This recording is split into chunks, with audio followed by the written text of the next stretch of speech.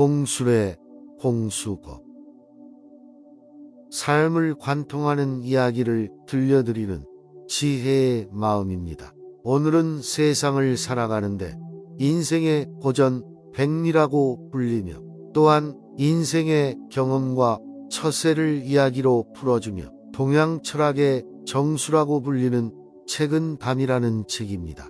지은이 홍자성은 중국의 명나라 사람으로 사람들이 세상을 살아가는 이치와 삶에 대한 통찰력을 전해주고자 했습니다. 인생에 도움이 될 수 있는 핵심 내용만을 간추려 현대인이 쉽고 편안하게 읽을 수 있도록 구성하였습니다.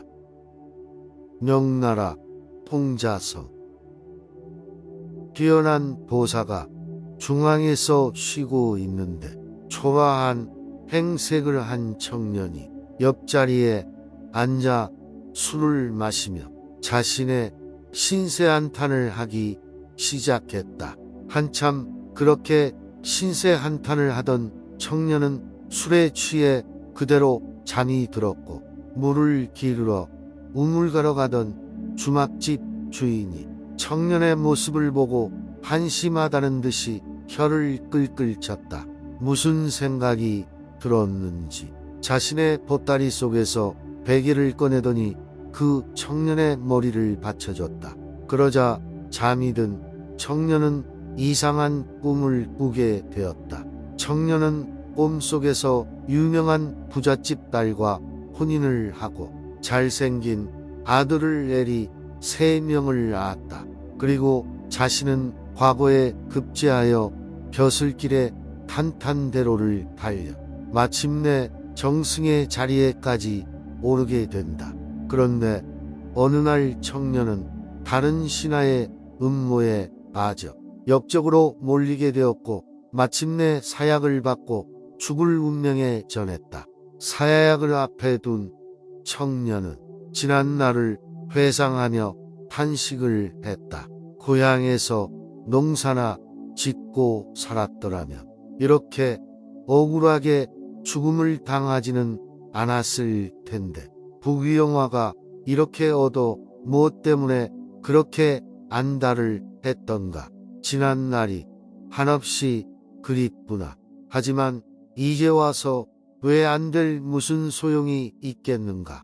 말을 마친 청년은 눈물을 흘리며 사약이 든 사발을 두 손으로 받쳐들고 마시려 하는 순간 잠에서 깨어났다.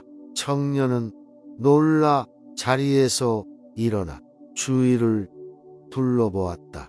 다행히 사약은 보이지 않았으나 아름다운 아내와 자식도 없다는 사실이 조금 씁쓸한 듯 허망한 표정을 지었다. 옆에 앉았던 도인이 청년이 잤던 베개를 보따리 속에 털어놓으며 청년에게 말했다. 이제야 알겠는가 인생이 그토록 허망한 것을. 도사의 말에 청년이 영문을 몰라 어리둥절해 하고 있는데 주막집 주인은 우물에서 아직도 물을 깃고 있었다. 청년이 꿈에서 일상을 보낸 시간이 주막집 주인이 한 양동이에 물을 깃는 시간조차 안 되었던 것이다. 마음에서 전작과 속세로의 발길을 끊어 마음이 확고하게 피지 않거든.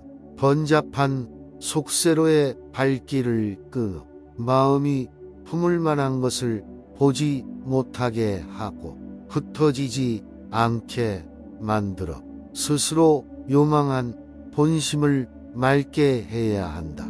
또한 마음을 이미 굳게 다잡았거든. 마땅히 속세로 뛰어들어 마음이 탐나는 것을 봐도 흩어지지 않게 함으로써 스스로 원만한 마음에 깃틀을 다지다 도록 하라. 스승이 제자들과 함께 어느 마을을 지나는데 어째 슬프게 우는 소리가 들려왔다. 주위를 둘러보니 웬 남자가 강을 바라보며 통곡하고 있었다. 스승이 다가가 물었다. 무슨 일로 이렇게 슬프게 우십니까? 그러자 남자가 한숨 섞인 울음을 토해내며 말했다. 나는 내 생에서 가장 중요한 세 가지를 잃고 난 뒤에야 진실을 깨달았습니다. 지금 후회한들 무슨 소용이 있겠습니까마는 잃어버린 게 무엇입니까? 나는 일찍이 배우기를 좋아해서 집을 떠나 세상을 후루 돌아다녔습니다. 그러다가 문득 깨달은 바가 있어 집에 돌아왔는데 부모님이 이미 돌아가셨으니 이것이 첫 번째 이름입니다. 그리고 한때 임금님을 섬겼는데 임금이 교만과 사치로 신하들의 마음을 잃은 것을 보면서도 말리지 못했으니 이것이 두 번째 이름입니다.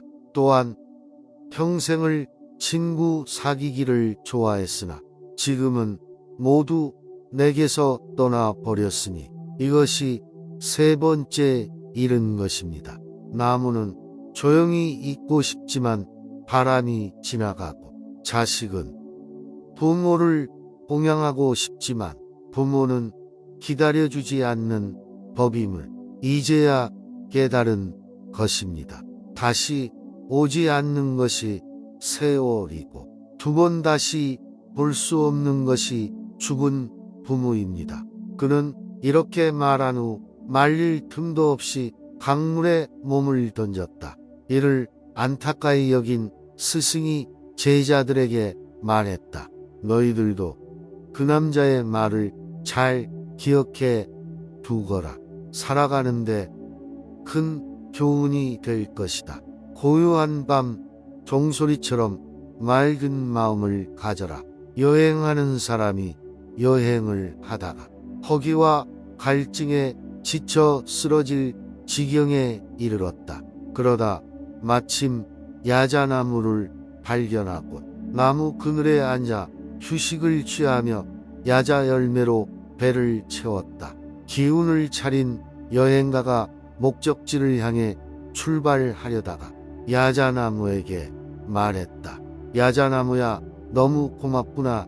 신에게 너의 열매를 맛있게 달라고 기도를 하려 해도 너의 열매는 충분히 맛있고 너를 더 큰 나무로 자라게 해달라고 하려 해도 너는 이미 크게 자랐구나. 내가 사람들에게 유용한 나무가 되게 해달라고 기도하려 해도 너는 수많은 사람들에게 너무 많은 사랑을 받고 있으니 그것도 적당하지 않구나.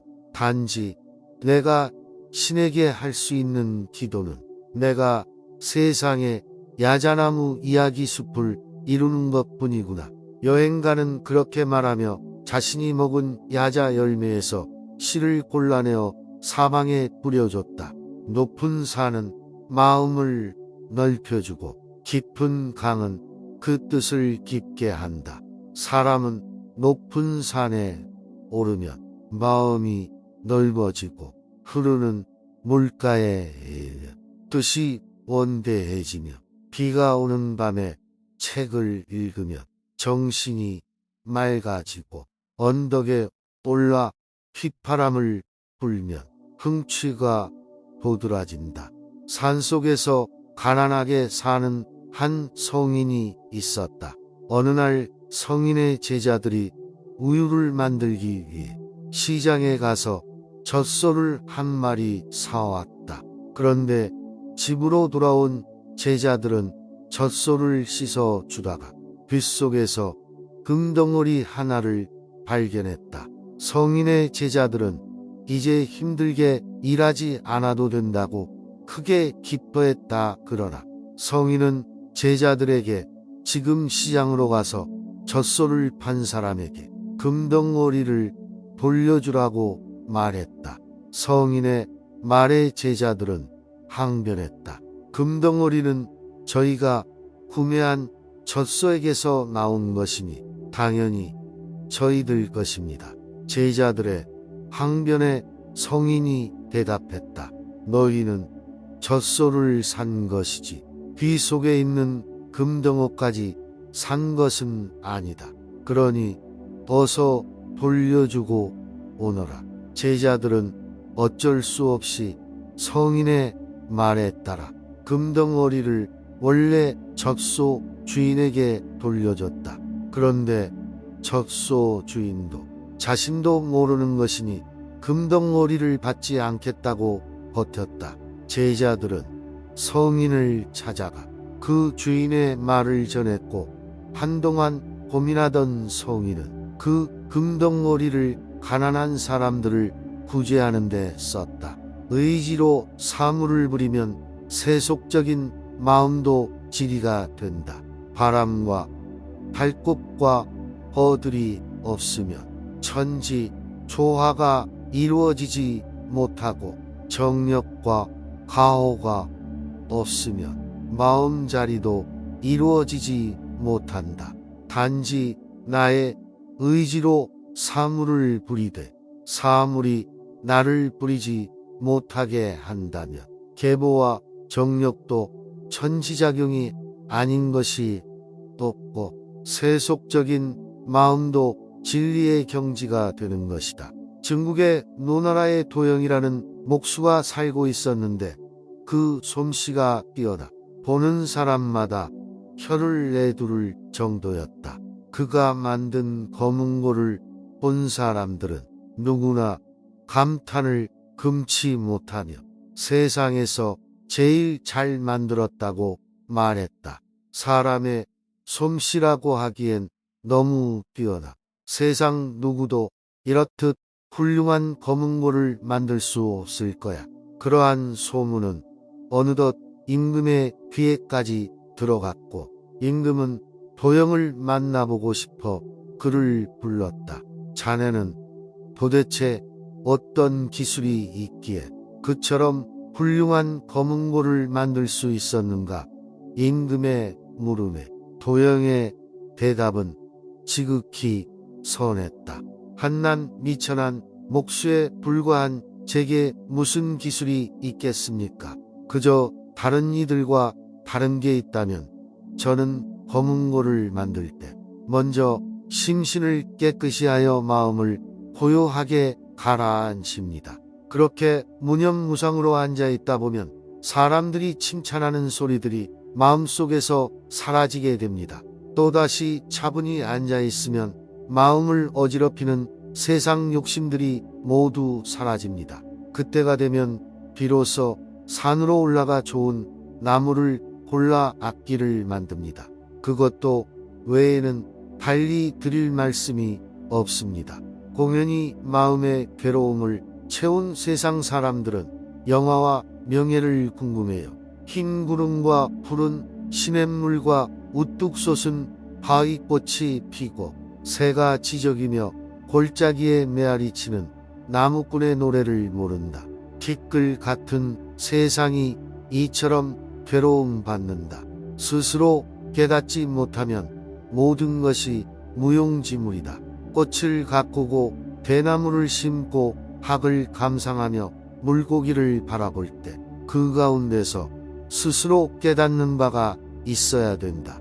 만약 그 경치에만 이끌려 모양의 아름다움만 보고 즐긴다면 이는 유학에서 말하는 입과 귀로 하는 학문이요 불교에서 말하는 빌공일 뿐이니 어찌 아름다운 취미라 하겠는가. 어느 날 길을 걸어가다가 강가에 도착했을 때 한 아이가 물에 빠져 떠내려가고 있었다. 헤엄칠 줄 모르는 엄마는 큰 소리로 울부짖고만 있었다. 그 광경을 본 수행자는 제자로서의 약속을 깨고 소리쳤다. 스승님, 아이가 물에 빠졌습니다. 저 아이를 구해 주십시오. 그러자 스승이 말했다. 조용히 하라. 스승님 아래 수행자는 또 소리 지르며 외쳤다. 스승님, 제발 저 아이를 구해 주십시오. 저러다가 곧 빠져 죽고 말겠습니다. 조용히 하라니까라고 스승의 단호한 말에 그만 입을 다물 수밖에 없었다. 그러나 마음만은 매우 혼란스러웠다. 스승의 무심함과 차가움의 스승의 능력까지 의심하게 되었다. 수행자는 뭐가 무엇인지 헷갈리기 시작했다. 그곳을 지나 좀 더 갔을 때 이번엔 배 한 척이 가라앉는 게 보였다. 그 모습을 본 수행자는 스승님 배가 가라앉고 있습니다. 스승은 또다시 조용하라고 말했다.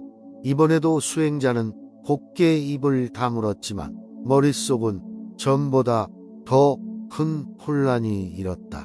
목적지에 도착했을 때 수행자가 말했다. 스승님, 전 스승님께서 물에 빠진 아이를 구해주시고 가라앉고 있는 배를 가라앉지 않게 도와주실 줄로만 알았습니다.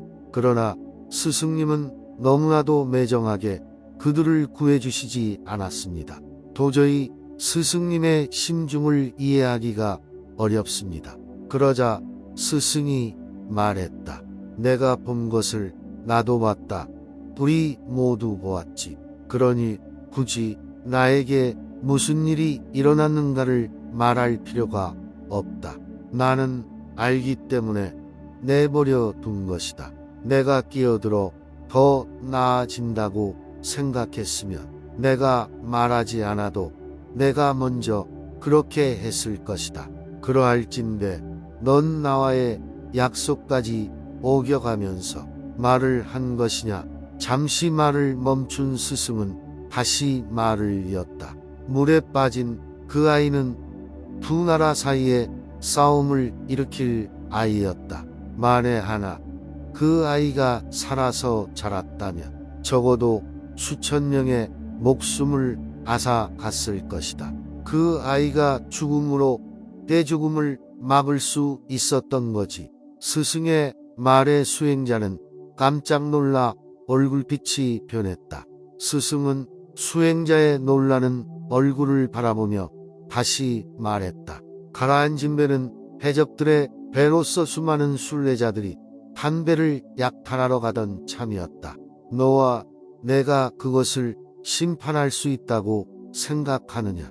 진정한 심판은 모두 연결돼 있음을 알아야 한다.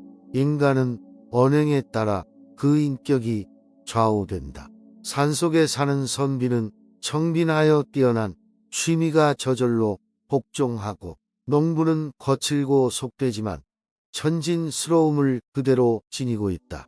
만약 잘못해서 몸을 한번 저작거리 말담꾼으로 전락시킨다면 이것은 구렁텅이에 빠져 죽더라도 몸과 마음이 깨끗한 것만 못하다. 젊은 수행자는 스승에게 말했다. 인간의 진정한 가치는 무엇입니까? 너 스스로는 아무 말 없이 그렇게 묻는 수행자에게 값비싼 보석을 주면서 말했다. 사람들에게 이 보석의 값을 물어보고 오너라. 스승이 내민 보석을 받아 들고 가다가 제일 번화한 거리로 가서 제일 장사가 잘 되는 상인을 만났다. 홍기라는 상인은 수도승이 내민 보석을 보더니 큰 옹기 2개쯤이면 적당할 것이라고 말했다. 수행자는 다시 길을 가다가 이번에는 만물장수를 만났다. 만물장수는 수도승이 내는 보석을 보더니 격자무늬가 새겨진 그릇 5개면 될 거라고 말했다. 마지막으로 만난 사람은 숫장수였으니 평생토록 전국 방방곡곡을 돌며 광물을 채집하고 다니는 노인이었다. 그 노인은 수행자가 내민 보석을 이리저리 살펴보더니 놀란 표정으로 말했다.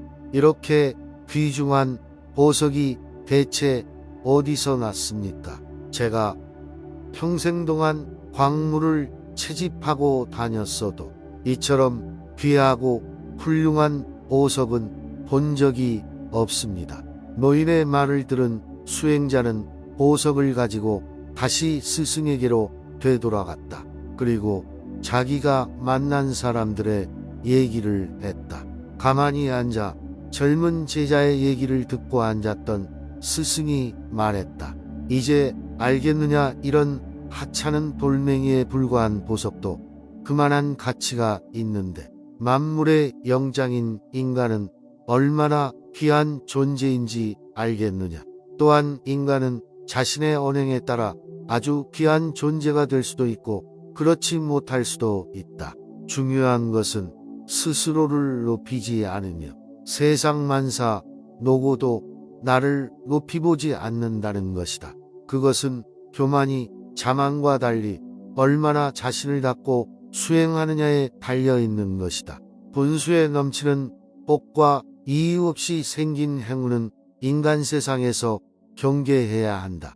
감정이 조절이 안 될 때 눈을 높이 들어 조심하지 않는다면 그 게임 속에 빠지지 않을 자가 드물 것이다. 장안에는 홍문관 은기라는 높은 벼슬에 있었다. 그는 외출을 할 때는 관아에서 말을 관리하는 사람을 불러 데리고 다녔다. 때로는 하인 한 명씩을 앞에 세우고 자신은 말을 타고 그 가운데를 가니 그 행차는 매우 거창에 다그래서 마을 사람들은 그 사람이 지나갈 때마다 수군거렸다. 보게나 저 벼슬아치가 지나간다. 산행차란 세 사람이 길을 간다고 하여 붙인 이름이었는데 그 말 속에는 비유가 숨겨져 있었다. 이보시게 체면을 좀 생각하게 말머리꾼 몇 명 더 데리고 다닌다고 해서 좋아지는 것도 아닌데 어찌 그런다는 말인가. 그 말에 은기는 언제나 당당하게 대답했다. 많은 말머리꾼이 왜 필요한가. 모두 부질없는 짓이지. 4명의 말머리꾼이 이야기를 하며 길 안내를 하니 당연히 앞에 한 사람이 필요한 것이고 보위를 위해서 뒤에 하인이 한 명 따르면 되는 것이네. 많은 하인을 따르게 하는 것은 보이지 않는 자신의 뒷모습을 과신하기 위함 아닌가. 마음속에 숨어있는 변덕을 버려라. 천지 운행에 따른 추위와 더위를 피하기는 쉽지만 인간 세상의 따뜻함과 냉혹함을 없애기 어렵고 인간 세상의 따뜻함과 온화함을 없애기는 쉽지만 제 마음속에 얼음처럼 차가웠다 쇳불처럼 뜨거워지는 무쇠는 버리기 어렵다. 마음속에 변덕을 없애버릴 수만 있다면 마음은 어느 한 가득 차고 저절로 봄바람이 불 것이다. 오늘 영상이 도움이 되셨다면 소중한 분께 영상을 공유해 주세요. 좋아요와 구독 눌러주시고 저는 더욱 유익한 영상으로 다시 찾아뵙겠습니다. 오늘도 행복한 하루 되세요. 감사합니다.